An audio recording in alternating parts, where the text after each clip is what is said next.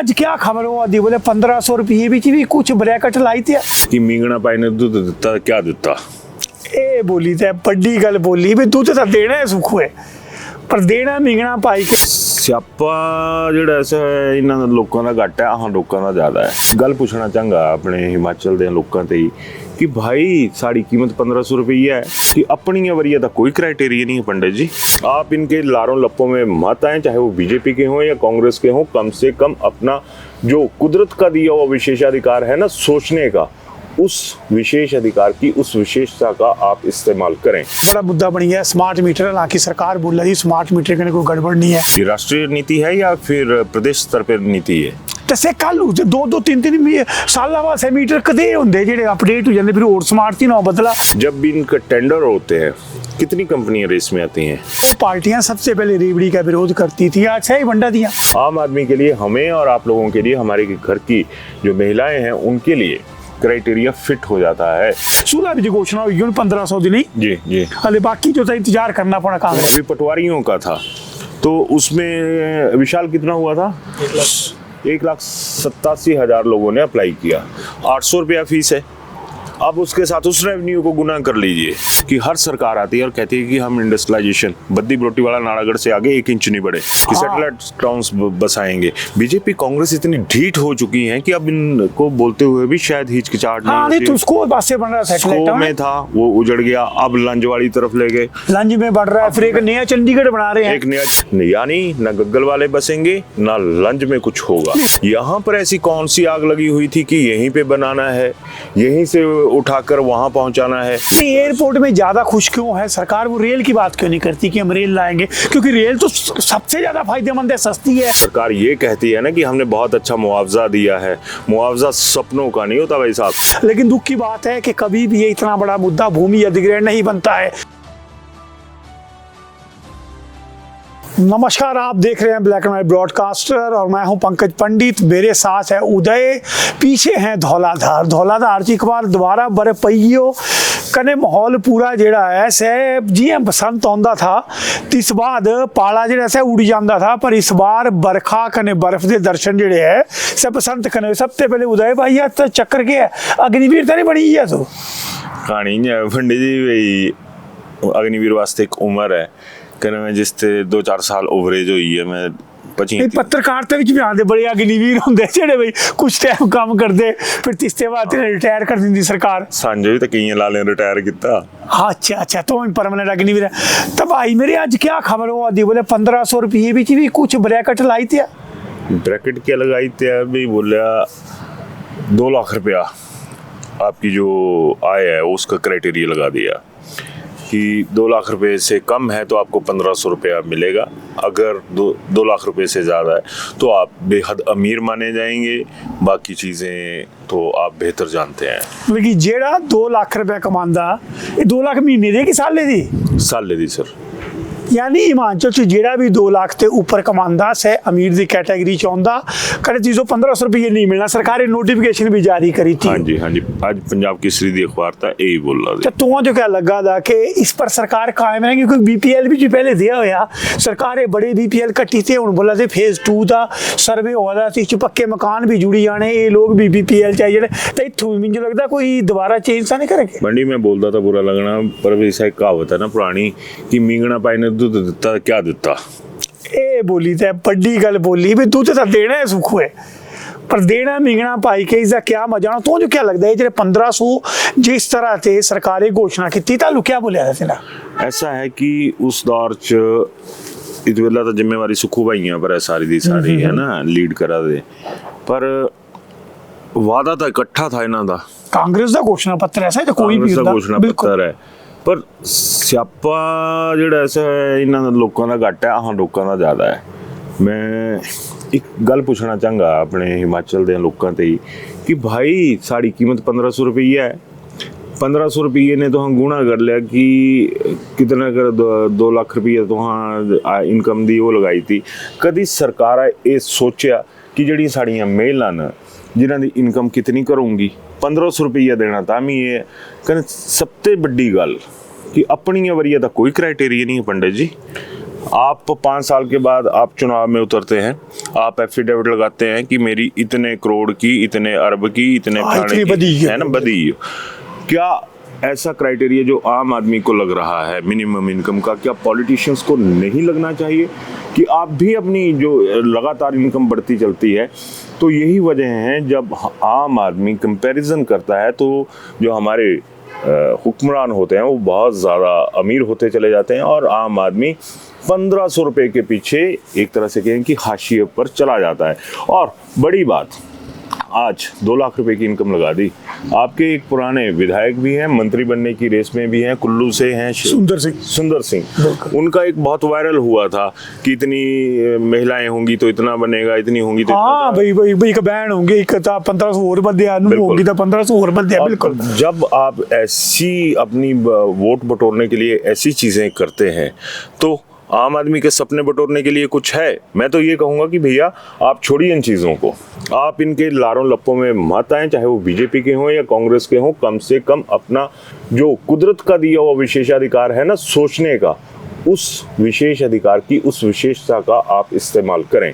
जी भाई मिंजो लगता कि कितों ना कितों सरकारी कोई भी कार्यक्रम है तीस विच लिमिट तो होनी चाहिए, नहीं दी नहीं भी नौकरी लगा देती ना जनानियों मिली जाओ सारे 1500 मिली जाओ। तो जो क्या लगता कि एक रोक जरूर लगाइए 2 लाख से, तो लगता नहीं कोई ना कोई लिमिटेशन तो होनी चाहिए, सरकारी फैसिलिटी लेनी है। लिमिटेशन वहां पे नहीं होनी चाहिए, लिमिटेशन जो है वो इन नेताओं की जो बोलवाणी है ना उसके ऊपर होनी चाहिए कि भैया आप लोग जब कुछ बोलते हैं तो बिना सोचे बोल देते हैं और उसकी वजह से जग हंसाई आप लोगों की होती। बिल्कुल 1500 से मान चलते शुरू होया कि तू 2500 पुजी गया यूपी विच 2500 कि तू 3000 बिहार विच 3000, तो तू जो लगदा नहीं एक थाली के चट्टे बट्टे हैं, चाहे बीजेपी हो चाहे कांग्रेस हो, और उस थाली में बैंगन की तरह हम और आप लोग कभी इस तरफ टकराते हैं कभी उस तरफ टकराते हैं। अच्छा, एक और बड़ा मुद्दा बन गया स्मार्ट मीटर। हालांकि सरकार बोल रही स्मार्ट मीटर के कोई गड़बड़ नहीं है, सुक्कू साहब भी बोल रहे थे स्मार्ट मीटर स्मार्ट तो लाइते, स्मार्ट शहर बनाते, पर तो व्यवस्था भी स्मार्ट करने का। ये जो स्मार्ट व्यवस्था की बात है, आज बीजेपी भी बहुत चीख रही है इस मुद्दे के ऊपर। ये राष्ट्रीय नीति है या फिर प्रदेश स्तर पर नीति है? तसे कल 2-3 साल बाद मीटर कदे होंगे जेडे अपडेट हो जाते, फिर और स्मार्ट तीनों बदला तीनों पट्टा। अब इस मीटर के पीछे जो इलेक्ट्रॉनिक मीटर, स्मार्ट मीटर्स जो लगने हैं, इसके पीछे कितनी सी बातें उठ रही हैं। आम आदमी का तो किस्सा ही छोड़ दीजिए, क्योंकि उसको हम लोग डिस्कस ही नहीं करते हैं, चाहे हम मीडिया से जुड़े लोग हैं या दूसरे हैं। लेकिन जब भी इनका टेंडर होते हैं, कितनी कंपनियां रेस में आती हैं, कितना क्या कुछ पर्दे के पीछे होता है। कोई भी सरकार है मीटर जरूर लगा। यस, और बड़ी बात तो ये भी है कि हम लोगों को जिस तरह से इन्होंने कहूँ ना कि एक अपने वादों के धागों में बांधा हुआ है। हाँ, 150-300 यूनिट 300 यूनिट 125 यूनिट है ना, फिर 1 मीटर पे देंगे, 2 मीटर पे देंगे। जब इन लोगों का जो माइंड सेटअप है, जो नीति निर्माण के लिए चीज़ें हैं, वो जब सामने नहीं आ पा रही हैं, जब वो तमाम चीज़ें नहीं हो पा रही हैं, तो कैसे उम्मीद करेंगे कि उस मक्कड़ जाल से हम लोग निकल जाएंगे। बात वही आ गई थी, मैं 1500 रुपये पे दोबारा आ रहा हूँ। इसमें अगर कायदे से देखा जाए तो जो ज़रूरतमंद महिलाएं, उन्हें तो ज़रूरत है, लेकिन बड़ी बात तो ये भी है कि जब इनके अपने भत्ते बढ़ने होते हैं, जब इनकी अपनी सुविधाओं में बढ़ोतरी होनी है, तब कोई क्राइटेरिया क्यों नहीं होता। आम आदमी के लिए, हमें और आप लोगों के लिए, हमारे घर की जो महिलाएं हैं उनके लिए क्राइटेरिया फिट हो जाता है। तो उस क्राइटेरिया में हम लोग कहाँ स्टैंड हो रहे हैं, आज हिमाचल को देखने की ज़रूरत है और समझने की भी ज़रूरत है। और इस बात से भी मैं सहमति दर्ज करता हूँ कि हर चीज़ जो है वो मुफ्त में नहीं दी जा सकती, और मुफ्त का कल्चर हम लोगों को इन्होंने सिखाया। फिर यही लोग कहते हैं कि मुफ्त का कल्चर नहीं होना चाहिए, फिर यही लोग कहते हैं कि जो पार्टियां सबसे पहले रेवड़ी का विरोध करती थी आज सही बंटा दिया। बिल्कुल, कौन सी पार्टी है जो सोड में आगे नहीं लगा है? कहीं स्कूटी मिल रही है महिलाओं को, कहीं 3000 की बात हो रही है। तो कुल मिला के जनता जो दिखना है कि जो मुफ्त की रेवड़ियां जितनी भी दसी जाती कहते ना जी आधी तुम्हारे खाते होंगी, कहीं ना कहीं आधे खाते की कोई ना कोई कटौती बसदी, कितना कितने आजे भरना पड़े। मुफ्त का कोई कुछ नहीं दिंदा। अगर तू जो लगता मुफ्त EMI है, मुफ्त बिजली है, मुफ्त पानी है, ईजी कीमत तू जो कने आज चुकाने पौनी कने हले 16 बजे घोषणा हुई 1500 दिन जी हले बाकी जो था इंतजार करना पड़ा। कांग्रेस इंतजार करना, तो अब इंतजार करने की आदत हम लोगों को छोड़नी चाहिए। आप सीधा सवाल करिए अपने नेताओं के साथ कि भैया आप क्या कर रहे हैं, आप किस तरह से ये कर रहे हैं। जब तक आप लोग इनके आगे सवाल नहीं उठाएंगे, जब तक आप इनके सामने नहीं जाएंगे, तो इन लोगों को कोई ज़रूरत नहीं है आपको आकर सफाई देने की। ये 5 साल के बाद आएंगे, वोट ठगेंगे, सरकारें बनाएंगे, सब कुछ बनाएंगे, लेकिन आम आदमी का कुछ नहीं बनेगा। और सालों हो गए कि यहाँ पर इस तरह से छवि निर्माण, क्या हिमाचल में छवि निर्माण क्या जनता का हुआ? आज हमारे कितने से बेरोजगार हैं, उनका छवि निर्माण हुआ? और जिस तरह से कहा कि हम स्वरोजगार के ऊपर फोकस करेंगे, गाड़ियाँ दी, हमारे जो यूथ काम कर रहा है इसके ऊपर गाड़ियों में, वो तो चलिए ठीक है, उनको बिजनेस मिल गया, उनको एक व्यवसाय मिल गया उस गाड़ी में चलने का और उसको करने का। लेकिन जो इस एंड से आगे हैं उनके लिए कौन सा रास्ता खुला? अभी पटवारियों का था, तो उसमें विशाल कितना हुआ था? 1,87,000 लोगों ने अप्लाई किया, 800 रुपया फीस है। अब उसके साथ उस रेवेन्यू को गुना कर लीजिए जो सरकार के खाते में जाएगा, और उसके बाद पटवारियों के कितने पद हैं वो भी आप देख लें, और हमारे बच्चों के हिस्से में कितना स्वरोजगार आ रहा है। और सबसे बड़ी बात, स्वरोजगार की बात करते हो तब तो आप ये बोल देते हैं कि हम 50% सब्सिडी दे देंगे। हमारी लड़कियों को कौन सा व्यवसाय करवाया आप लोगों ने? हमारी जो माताएं हैं, बहनें हैं घर में, उनके लिए कितने से रास्ते खोले? ना आपसे स्वरोजगार का रास्ता खोला जा रहा है, ना आपसे इंडस्ट्रियलाइजेशन के जो दरवाजे हैं वो खोले जा रहे हैं। पंकज, मैं आपसे ही पूछता हूँ कि हर सरकार आती है और कहती है कि हम इंडस्ट्रियलाइजेशन, बद्दी बरोटीवाला नारागढ़ से आगे 1 इंच नहीं बढ़े। बिल्कुल, कांगड़ा में कब से जो है वो सिट्रिक बेस जो है वो अचार की फैक्ट्री लग रही है, प्रोसेसिंग प्लांट आलू का लग रहा है। पिछले 30 सालों से कवर कर रहे हैं हम, लगभग हर बार यही होता है, प्रोसेसिंग प्लांट आलू का नगरोटा में लगना है, और नींबू और गलगल और ये आपका संतरे के आधारित फूड, प्रोसेसिंग फूड जो है वो नूरपुर लगना है।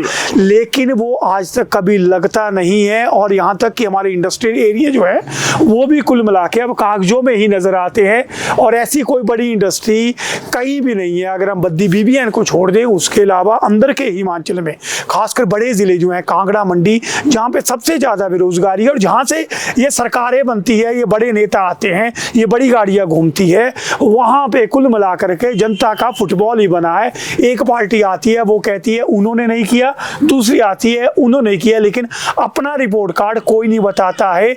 बात चाहे 1500 की कोई भी पार्टी करे, लेकिन निकालेगी वो आपकी जेब से ही, तय आपको करना है। क्यों उदय? अब देखिए, एक और है जो पुराने इसमें देखा जाए, सैटेलाइट टाउन्स, कि सैटेलाइट टाउन्स बसाएंगे। बीजेपी कांग्रेस इतनी ढीठ हो चुकी है कि अब इनको बोलते हुए भी शायद हिचकिचाहट नहीं होती। तो उसको बात से बन रहा है, सैटेलाइट में था वो उजड़ गया, अब लंज वाली तरफ ले गए, लंज में बढ़ रहा है, फिर एक नया चंडीगढ़ बना रहे हैं, एक नया चंडीगढ़ बना रहे हैं, एक जाठिया देवी में भी बड़ा विरोध हो रहा है, वहां भी लैंड एक्विजिशन हो रही है। अब वहां पर नया चंडीगढ़ में वहां पर विरोध शुरू हो चुका है। तो मेरे को एक बात बताइए पंडित जी, कि जब ये तमाम चीजें हो रही हैं तो इनसे कोई सवाल होता है? अब गग्गल एयरपोर्ट के एक्सटेंशन की बात करते हैं। गग्गल एयरपोर्ट चला आजकल, वहां पे बोला गया कि जो लंज वाला इलाका है वहां पे आपको बसाया जाएगा। अब बताइए, जो धर्मशाला से गग्गल वाली बेल्ट हार्डली 10 या 12 किलोमीटर की दूरी पर है, वहां पर इन लोगों ने कुछ नहीं किया। वहां से बोला कि आप उठिए और उस तरफ चल जाइए, यानी ना गग्गल वाले बसेंगे ना लंज में कुछ होगा। नहीं, लंज तो लग गई है, वो तो एक टाउनशिप बन रही है। उसका इनको एक जब शुरुआती चीज चली हुई थी तो एक आया था कि भैया आप एयरपोर्ट को थोड़ा सा बदल लीजिए, इसको लंज वाली तरफ ले जाइए, क्योंकि वहाँ का इलाके में जो सरकारी ज़मीन है वो भी है और एक खुली पट्टी बन जाएगी, जितना सा आपको यहाँ पे एक्सटेंशन करनी है उतनी वहाँ पे कर लीजिए। लेकिन नहीं, अब आप जैसे हम कहीं बाहर बॉम्बे से आए, दिल्ली से आए, विदेशों से आए, तो हम जो दिल्ली एयरपोर्ट है वहाँ पे एक जहाज़ में उतरते हैं। फिर जब हमने मान लीजिए गग्गल, शिमला, चंडीगढ़ की फ़्लाइट लेनी है तो हम लोगों को बस में बिठा के 10-15 किलोमीटर डोमेस्टिक एयरपोर्ट पे ले जाते हैं वो लोग। यहाँ पर ऐसी कौन सी आग लगी हुई थी कि यहीं पे बनाना है, यहीं से उठाकर वहाँ पहुँचाना है? तो 10 किलोमीटर, थोड़ा सा 15 किलोमीटर आप एयरपोर्ट को नीचे ले जाते, उसके साथ एक पूरा इलाका डेवलप होता, वो तमाम चीज़ें डेवलप होती हैं। लेकिन ये जो डेवलप्ड पॉलिटिशियंस हैं हमारे, वो हमें हमेशा, अगर मैं ये कहूँ कि विकसित नहीं करेंगे। नहीं, एयरपोर्ट में ज़्यादा खुश क्यों है सरकार? वो रेल की बात क्यों नहीं करती कि हम रेल लाएंगे? क्योंकि रेल तो सबसे ज़्यादा फायदेमंद है, सस्ती है, आम आदमी के लिए माल भी ढोएगी, हमारा बिजनेस भी बढ़ेगा, इंडस्ट्री भी आएगी। वो तो अंग्रेजों के बाद भूल गए। यार मैं तो पंकज ये कहता हूँ कि इन नेताओं को थोड़ी सी ये लगी कि कोई इंडस्ट्री लगा लो, आप जो इन्वेस्टमेंट्स हैं वो इंडस्ट्री में करिए, क्योंकि आम आदमी तो नौकरी करने लायक ही है, वो नौकरी ही करेगा, चाहे आप लोगों के पास करे, चाहे हमारी तरह किसी लाले के पास करे, या फिर और 5500 से ज्यादा ही मिलेंगे प्राइवेट नौकरी में। मिलेंगे पर हमारी तरफ फोकस नहीं है। इन लोगों का ये है कि अगर विशाल थोड़ा सा दिखाइएगा, ये पूरा शहर दिखाइएगा और इस रेंज को दिखाइएगा जो ऊपर से धौलाधार की रेंज है, ये आपके चंबा से शुरू हुई और आपके जो छोटा बंगाल है राजगुंदा तक यही रेंज चली गई। मैं कहता हूं कि यहाँ पर इस रेंज में उन तमाम नेताओं के, उन बड़े लोगों के, कद्दावर लोगों की कितनी सी लैंड है इस जमीन में। अब 10 किलोमीटर से एयरपोर्ट नहीं इनसे आगे पीछे हुआ और यहाँ पर कि एयरपोर्ट पे उतरा और सीधा जो टूरिस्ट है हाई एंड का वहाँ पे पहुँच गया। और यहाँ पर किसी आम आदमी की ज़मीनें तो बड़ी कम होंगी या किसी ने मजबूरी में बेच दी होंगी कि बच्चे को कुछ काम धंधा करवाना है, कुछ करवाना है। तो ये बेसिकली कुदरत जो है ना, इसको भी इन्होंने जबरन अपने कब्जे में किया हुआ है। और तमाम केंद्रीय नेताओं के नाम आते हैं। हम उम्मीदें किससे करते हैं? बीजेपी से करते हैं, कांग्रेस से करते हैं। केंद्र में तो इन सब के नेता हैं और क्या क्या जो बातें हैं वो समाज में नहीं हो रही आज की डेट में कि जी फलां नेताजी का, फलां नेत्री जी का वहाँ पर लैंड है, वहाँ पे होटल है। थोड़ा सा विशाल इस तरफ मैक्लोडगंज का थोड़ा सा आगे आइएगा, मैक्लोडगंज, यहाँ पर कितने लोगों की इन्वेस्टमेंट है और अभी तक रास्ता यहाँ का अभी कनेक्ट नहीं हुआ है और बर्फबारी हो रही है इस समय। बिल्कुल टूरिस्ट आ रहा है लेकिन बड़ी गाड़ियां जो है वो नहीं जा सकती। ठीक है। अब दूसरी बात आ गई कि यहाँ पर इसी मैक्लोडगंज में हमारे जो किसान भाई थे वो एक एवरेज देखा जाए तो 5 से 10 हज़ार रुपया डेली कमा के जाते थे। दिन में खेतों में मेहनत करते थे, सुबह वो सब्जी उठाएंगे, हरे पत्तों वाली सब्जी उठाएंगे, यहाँ पर आकर बेचेंगे और चले जाएंगे। अब बताइए, जमीन सारी की सारी निगल गए सरकार के सपने। और जब इन सपनों की बात आएगी तो फिर हमारा अपना कौन है? हमारे तो 5-7 हज़ार रुपया जो कमा रहा था, 100 रुपया कमा रहा था, 200 रुपया कमा रहा था, उसी जमीन से कमा रहा था। अब ये कहते हैं कि उन्नति होगी। आम आदमी के हमारे बच्चे तो वहीं पे जाके या तो बर्तन साफ करेंगे या कोई मेरी तरह खड़ा हो जाएगा, मूछें बना के वो दरबान खड़ा हो जाएगा। तो हम लोग तो खड़े खड़े ही मर जाएंगे, इसमें कोई दो राय नहीं है। जब ये एयरपोर्ट की बात आती है तो एयरपोर्ट में हमेशा एक तो पहाड़ों में बहुत कंप्लेन जगह है, चाहे वो बल की बात हो, सबसे ज़्यादा उपजाऊ जगह है। गग्गल सबसे ज़्यादा एक तरह से फर्टाइल एरिया है। बल वालों की किस्मत अच्छी थी कि वहाँ पे धुंध का आशीर्वाद था। आपके यहाँ धुंध भी नहीं पड़ी और इसलिए सरकार को नजर आ गया। हम धुंध में लग गए, आम आदमी धुंध में लग गया। और सरकार ये कहती है ना कि हमने बहुत अच्छा मुआवजा दिया है। मुआवजा सपनों का नहीं होता भाई साहब। आज मेरे घर में मेरी माँ वहाँ पर ब्याह कर आई थी, हम वहाँ पर पैदा हुए। उन सपनों की कीमत, उन सपनों का मुआवजा जब आप उजाड़ दोगे, बुजुर्ग उन लोगों को अब जब उठना पड़ेगा, अब बताइए उसकी कीमत क्या सरकारें दे सकती हैं? और बड़ी बात तो सवाल मैं ये भी रखूंगा कि इसका आर्थिक तौर पे लाभ किसको होगा और कौन सा ऐसा आदमी है जो 3 स्टार, 5 स्टार, 7 स्टार की जो प्रॉपर्टी है यहाँ पे खड़ा कर लेगा। 5 स्टार खड़ा करेगा उसके लिए उसको लैंड बैंक चाहिए, 7 स्टार खड़ा करेगा उसको अपना चाहिए। तो जमीन फिर हम लोगों की खिसकेगी क्योंकि मजबूरी होगी जमीन बेचना। माँ का सौदा जमीन को माँ कहते हैं। जमीन के लिए लड़ाइयाँ सरहदों पर होती हैं, लेकिन अब तो घर के अंदर इसी माँ के लिए जंग शुरू हो चुकी है। बहुत बड़ी बात कही उदय ने, ना केवल एयरपोर्ट बल्कि इस समय प्रदेश में 52 विधानसभा क्षेत्र ऐसे हैं जो 4 लेन की चपेट में है, जहां पे लैंड एक्विजिशन हो रही है और हजारों लोग बेघर हो रहे हैं। लेकिन दुख की बात है कि कभी भी ये इतना बड़ा मुद्दा भूमि अधिग्रहण नहीं बनता है। आप शिमला की तरफ चले जाइए, आप इसमें पठानकोट लाइन पे चले जाइए, मंडी लाइन पे चले जाइए, सोलन लाइन पे चले जाइए, धर्मपुर से आप धर्मपुर वाला रूट ले लीजिए, सब जगह जो है 4 लेन लैंड एक्विजिशन हो रही है। लेकिन नियम हर जगह अलग अलग है। मैं टोक रहा हूं आपको। इस शिमला का 4 लेन का जिक्र किया, अब जब पहाड़ दरकने शुरू हुए तो ढली टनल जो पॉलिटिकली भी जानी जाती है कि इसके आगे है ना, तो अब ये बात वहां पर शिमला में निकल चुकी है कि जितना सा निकल गया उतना सा निकल गया। अब ढली टनल से आगे नहीं जाने देंगे हम लोग, है ना। तो विल पावर तो चाहिए। अब यहाँ पर जो एक साइकोलॉजी होती है, पब्लिक साइकोलॉजी होती है, वो भी नजर आती है कि जब आप सरेंडर कर दोगे ना सिस्टम के आगे, तो आप 1500 रुपए के लिए भी चीखेंगे, आप अपने बच्चों के रोजगार के लिए भी चीखेंगे, आप उन तमाम हकों के लिए चीखेंगे जो आपको नहीं मिलते हैं और उन्हीं लोगों को मिलते हैं जिन्हें चुनकर आप भेजते हैं, और यही लोग चुन चुन कर बदला आप लोगों के साथ उसी तरह से लेते हैं जिस तरह से चुन चुन कर आपके वोटों को हासिल करते हैं। तो कुल मिला के काफी बड़ी होगी बातचीत। चुन चुन कर बदला, जिनको हम चुनते हैं वही हमसे चुन चुन कर बदला लेते हैं। मुद्दा चाहे 1500 का हो चाहे 5500 के रोजगार का हो, सवाल बड़े हैं और जवाब कहीं से नहीं मिलता, क्योंकि इस पॉलिटिकल सिस्टम में एक कहता है वो गलत है, दूसरा आता है वो कहता है उसने गलत किया। लेकिन गलत कोई भी करे, कीमत हमें और आपको ही चुकानी पड़ेगी। आप देख रहे थे ब्लैक एंड व्हाइट ब्रॉडकास्टर और मैं था आपके साथ पंकज पंडित। शिमला होटल, घर के बाहर घर जैसा अपनापन।